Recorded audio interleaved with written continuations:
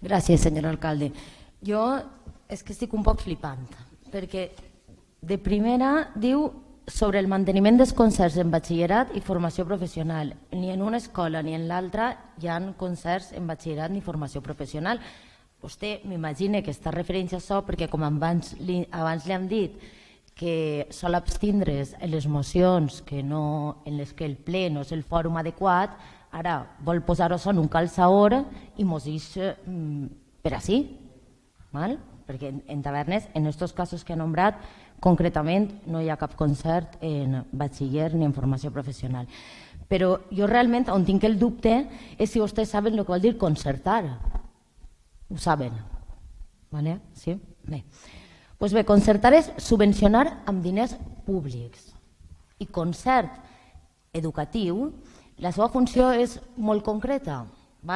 Vostè parla en aquesta moció sobre la demanda de les famílies, la voluntat de les famílies, l'interès de les famílies, però és que la funció dels concerts educatius és molt concreta i és donar oferta en aquelles zones o barris on l'administració pública no pot fer-ho per falta d'infraestructures.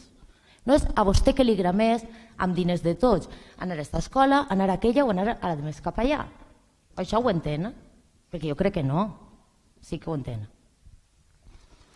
Bé, de tota manera, el dels concerts, vostè concretament així es preocupa dels concerts singulars, que són els que es fan per a nivells d'ensenyament no obligatori. I el que es proposa és, en aquest decret, és que tots els concerts d'ensenyament postobligatori s'extingueixen quan finalitzen els contractes de concertació. Vostès, quan estaven governant, renovaven, sobretot abans d'eleccions, feien un decret i automàticament renovàvem, sap? I així, aquí pan i allà glòria. I per què vol fer-se aquesta anàlisi des de planificació educativa? Doncs perquè els contextos de la població canvien. I en un moment concret podia fer falta a una zona un concert i ara no ser necessària. Bé, per no fer-ho un poc més llarg, jo perquè així havia preparat jo un discurs, però com dubte que l'entenga, li faig la conclusió i així em quedo ja més tranquil·la. Vergonyós és que vinga vostè així a dir-li al company Yasser, o no sé si ho ha dit a Yasser o li ho ha dit al senyor alcalde, que volen fer política d'aquest tema.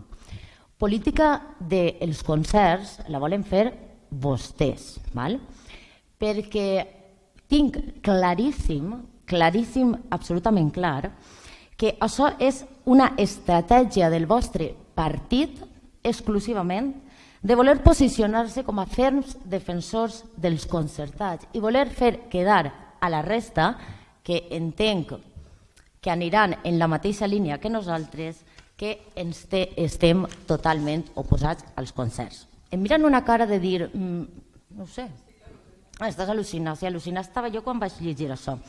Però bé, mire, jo no sé si entenen o no entenen, però des del meu punt de vista això és lògica pura i dura i sentit comú. Sí, és dictadura, també.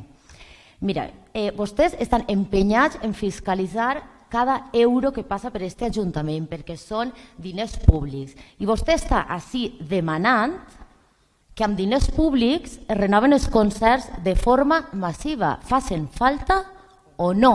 Li recorde, i ara ja deixant el tema així al costat, és que vostè així fa un al·legat i una defensa d'uns col·legis concertats i així a Tavernes tenim un panorama en el qual la natalitat ha baixat, continua baixant i baixarà.